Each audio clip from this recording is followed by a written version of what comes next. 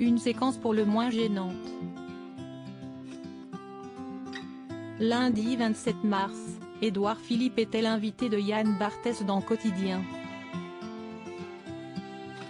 Et lors de son passage, le maire du Havre a notamment été questionné sur les récentes manifestations mais pas que. La chroniqueuse Maya Mazorette lui a posé des questions portant sur sa pratique de la boxe et qui étaient également liées aux deux maladies qui le touchent, le vitiligo et l'alopécie.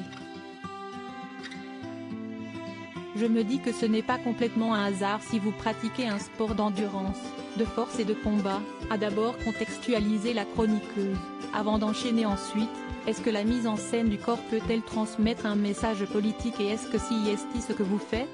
Une question à laquelle l'ancien Premier ministre a pris le soin de rappeler qu'il avait déjà commencé ce sport avant de se lancer dans la politique.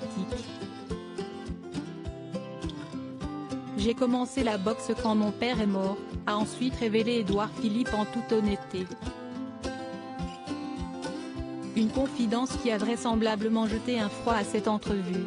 Supérieur à Isabelle Balkany, Édouard Philippe. Ces politiques qui ont révélé ou caché une maladie. Édouard Philippe, choqué par la mort de son père toujours lors de son passage sur le plateau de Quotidien, Édouard Philippe a ensuite partagé quels ont été ses sentiments lorsque son père, Patrick Philippe, s'est éteint en 2014. Ça m'a secoué, a confié l'ancien chef du gouvernement.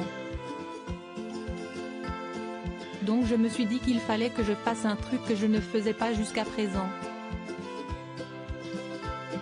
Et donc je me suis mis à faire de la boxe.